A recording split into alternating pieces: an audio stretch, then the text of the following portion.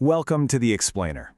Today, we're diving into a really fascinating and kind of mind-bending framework for mapping the very structure of meaning itself. It's called the 7 by 7 by 7 rule, and it proposes a kind of universal coordinate system for our thoughts. So let's break down how it works. We've all been there, right? You're in a discussion, a simple disagreement pops up, and before you know it, everything's spiraled into total confusion. Well, according to the source material, there's a reason for that. Each of us is walking around with our own unique internal map for ideas and concepts. And when those maps clash, even a tiny bit, the potential for misunderstanding isn't just big, it is literally astronomical. So, if we want to solve that astronomical potential for confusion, it leads to a huge question. It's something philosophers and scientists have been wrestling with for ages. Is it even possible to create a universal coordinate system? A shared map that could help us all navigate the complex and, let's be honest, often treacherous landscape of human understanding. The framework we're exploring today basically says, yes, it is. And it starts with a pretty bold claim that all of reality, in all its messy complexity, can be mapped onto 7 fundamental dimensions. The foundation of this whole map is built on those 7 basic questions that really drive all human curiosity. They become the foundational axes of our coordinate system. We've got who, the metaphysical plane of identity; what, the possible plane of probability; where, the physical plane of matter; why, the lyrical plane of meaning; how, the logical plane of systems; cause, the historical plane of sequence; and effect, the emotive plane of consequence. These are our new cardinal directions for meaning. Now, these 7 planes aren't just a simple list. No, they're organized into this dynamic geometric structure called the 42 structure. The best way to think about it is like a 3D coordinate system with X, Y, and Z axes. Each axis has opposing poles, and they all revolve around one central driving force. First up, we have the lateral axis. This is like a cosmic tug-of-war between the infinite realm of what could be, the plane of possibility that's always expanding, and the hard physical limits of where, the real world of matter and constraint. One side pushes out, the other holds the line. Next is the longitudinal axis, and you can think of this one as the tension between the heart and the head. On one side you have why, that's the lyrical plane of meaning, purpose, and all the stuff that resonates with us. And on the other you have how, the logical plane of systems, rules, and processes that just, well, work.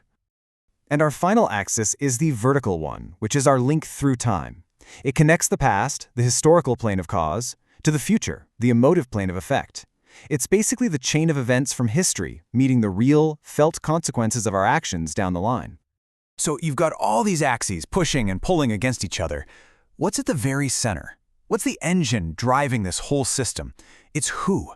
This is the metaphysical plane, the realm of will, identity. It's the conscious driver that's navigating through these other 6 dimensions. So, here it is. This is our foundational map. 7 distinct planes, each representing a fundamental piece of existence, from the solid, tangible world of where to the abstract, fuzzy world of why. This first layer, this is what the source material calls the Q-tensor. But believe me, this is just the beginning. And now, we get to the part that really kicks this whole thing into overdrive. This is where we start asking questions about the questions themselves. The real power of this system comes from the fact that it's fractal. That means we can zoom in. Each of our first 7 planes, that's our Q layer, actually contains another full set of 7 planes inside it. That's called the Q layer. And yep, you guessed it, each of those contains another 7, which is the C layer. The number of layers you decide to explore is called the fractal ratio depth. So we're not just looking closer, we're uncovering entirely new dimensions of meaning. So how do we even navigate this kind of depth? Well, it helps to think of it in these 3 distinct layers. First, you've got the big Q layer, which sets the overall plane, or the context. Then you can drill down into the lowercase q layer, which acts as the sense or the filter within that context. And finally, you can go one level deeper to the C layer, which defines the specific use or action. So it's context, then filter, then action. This structure lets us build these incredibly precise, stacked questions. It's wild. We're not just asking, where is this happening anymore? Now we can ask about the mechanism, which is the how, of the motive, which is the why, of the physical situation, which is the where. Every single layer adds a new dimension of specificity and insight. The source material has this fantastic name for what this structure creates, a fractal crossword. Imagine every concept isn't just a single point, but a deep tower of meaning. And what that means is that two ideas that seem totally unrelated on the surface might actually intersect and connect at a specific depth. Like they might share the same why as a motive, even if their where contexts are completely different. Okay, so we have this incredibly detailed, multi-layered map of meaning. It's a really interesting theory, but what's the point? What's the practical application? How can we actually use it to make sense of the world? Let's take a problem that feels, well, painfully familiar these days. The complete and utter collapse of nuance.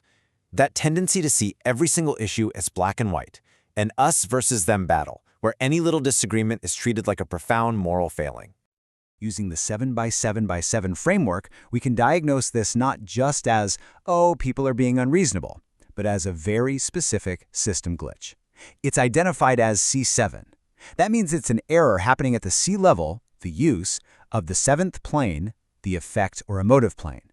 This glitch, called polarization, actively shoves everything away from the nuanced center and out toward the extreme poles of conflict.